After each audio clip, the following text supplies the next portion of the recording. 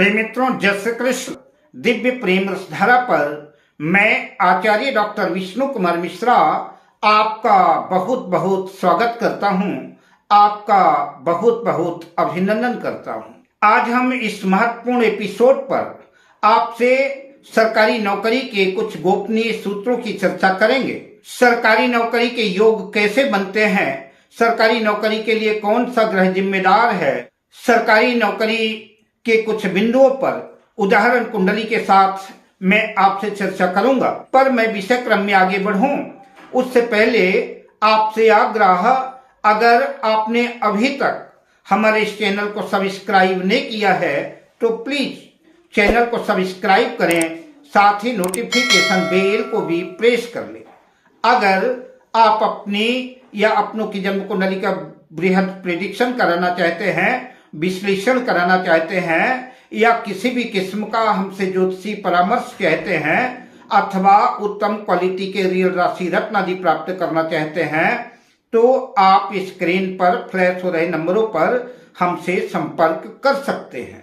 हर विद्यार्थी, हर छात्र अपनी शिक्षा पूरी करने के बाद एक अच्छी जॉब चाहता है, एक अच्छी नौकरी चाहता है, और उसमें भी अगर गवर्नमेंट जॉब्स मिल जाए, सरकारी नौकरी मिल जाए, इससे बढ़िया भला और क्या बात हो सकती है। इस संदर्भ में सरकारी नौकरी को लेकर के मैं 1, 2, 3 एपिसोड में चर्चा करूंगा इसके बाद भी, और साथ ही अगली वीडियो पर आपसे चर्चा करूंगा कि यह नौकरी किस अवधि में किस समय लगेगी, इसका निर्धारण कैसे करें। इस संदर्भ पर भी मैं आपके सामने वीडियो बनाने का प्रयास करूंगा, जिसका लिंक आपको डिस्क्रिप्शन बॉक्स में मिल जाएगा। नौकरी गवर्नमेंट सेक्टर की हो या कि प्राइवेट सेक्टर की, नौकरी के लिए इन 12 भाव में 3 भावों की बड़ी महत्वपूर्ण भूमिका है।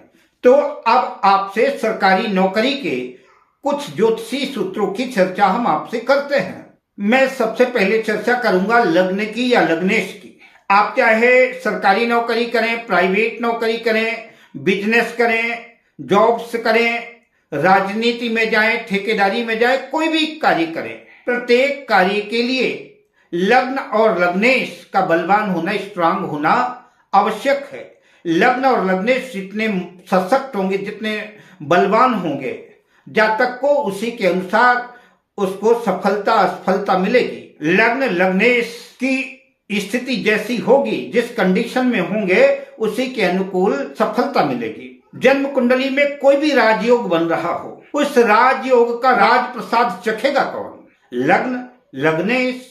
राजयोगों का सुख लग्न को भोगना है, और अगर असफलता मिलती है, कलह कलेश मिलता है, दुख दारिद्र की पीड़ा भोगनी है, तो कौन भोगेगा? वो भी लग्न ही भोगेगा।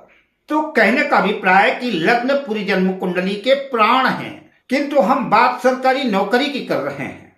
तो इन 12 भावों में हम सर्वप्रथम लग्न को और लग्नेश को देखेंगे, उनकी स्थिति को देखेंगे। इसके बाद जन्म कुंडली के 6ठे भाव को देखेंगे, जो कंपटीशन का भाव है, प्रतियोगिता का भाव है, दासता का भाव है, नौकरी का भाव है। कुंडली का 10वां भाव कर्म स्थान है, कर्म का भाव है, कैरियर का भाव है, तो 10वां भाव महत्वपूर्ण है ही है। तो आज के इस एपिसोड पर लग्न लग्नेश, खष्ठम भाव और खष्ठेश, 10वां भाव और दशमेश की चर्चा करेंगे। लेकिन जो मेरी खास चर्चा है, जो मेरा खास विषय वस्तु है, वो सूर्य और चंद्र 2 ग्रह है। नवग्रहों में सूर्य और चंद्र की बात करेंगे। सूर्य और चंद्र दोनों सरकार का प्रतिनिधित्व करते हैं। नवग्रहों में सूर्य को राजा की उपाधि प्राप्त है, राजा का दर्जा प्राप्त है, और चंद्र को रानी का।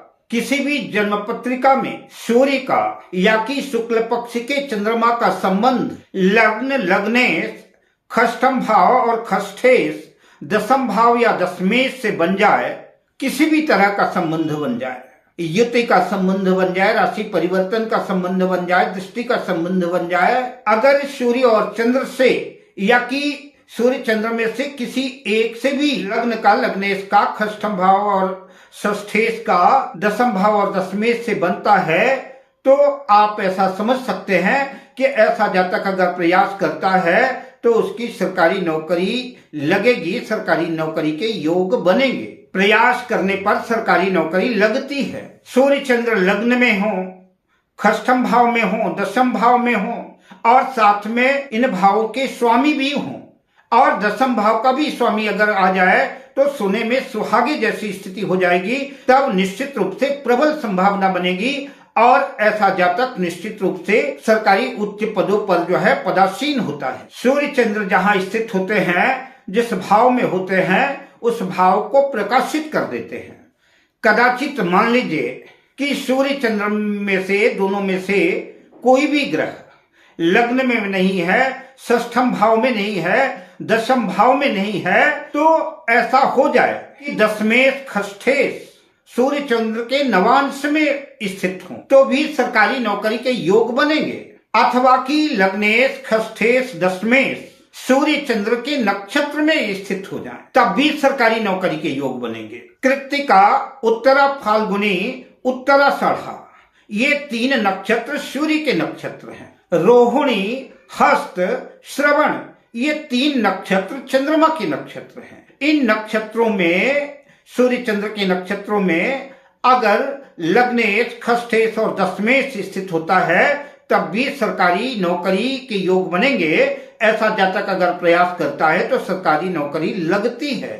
उदाहरण कुंडली की चर्चा करें उससे पहले एक बार और समझ लें, सूर्य और चंद्र दोनों या दोनों में से कोई भी एक लग्न से, लग्नेश से, खष्टम भाव से, खष्ठेश से, दशम भाव दशमेश से संबंध स्थापित करता है या कि इनके स्वामियों की युति में है। लग्नेश, खष्ठेश, दशमेश सूर्य चंद्र के साथ हैं या कि तीनों ग्रहों की, लग्नेश की, खष्ठेश की, दशमेश की, तीनों की युति सूर्य या चंद्र के साथ या सूर्य चंद्र में से किसी एक के साथ अगर जन्म पत्रिका में कहीं भी है तो निश्चित रूप से पक्का मानिए कि ऐसे जातक के सरकारी नौकरी के पूरे योग हैं। निश्चित रूप से ऐसा जातक प्रयास करता है तो सरकारी नौकरी लगेगी। लग्नेश, खष्ठेश, दशमेश सूर्य चंद्र के नक्षत्र में हो या कि सूर्य चंद्र के नौमांश में हो तो भी सरकारी नौकरी के योग बनेंगे। इस योग को और बेहतर समझने के लिए आपके सामने 2 उदाहरण कुंडली प्रस्तुत कर रहे हैं। प्रस्तुत कुंडली एक डॉक्टर की है, एक शल्य चिकित्सक की है, सर्जन की है। वृश्चिक लग्न की कुंडली है। मंगल लग्नेश और खष्ठेश दोनों है और दशम भाव में सूर्य के साथ है। यद्यपि दशमेश सूर्य ही है जो कि स्वग्रही है, अपने घर में है, दशम भाव का स्वामी है, तो इस कुंडली में लग्नेश, खष्ठेश और दशमेश का सूर्य के साथ संबंध बना। ऐसा जातक सरकारी अस्पताल में एक अच्छा सर्जन है। दूसरे उदाहरण कुंडली की बात करूं तो दूसरी उदाहरण कुंडली भी वृश्चिक लग्न की है। यह जातिका सरकारी इंजीनियरिंग कॉलेज में पढ़ाती है, प्रोफेसर है। इस जन्म पत्रिका में लग्नेश मंगल भाग्येश चंद्र के साथ जन्म कुंडली के दशम भाव में स्थित है। साथ ही तृतीय और चतुर्थ भाव के स्वामी शनि भी मंगल और चंद्र के साथ युति बना करके दशम भाव पर स्थित हैं। अतः इस जन्म पत्रिका में लग्नेश मंगल का चंद्र के साथ दशम भाव का संबंध बना।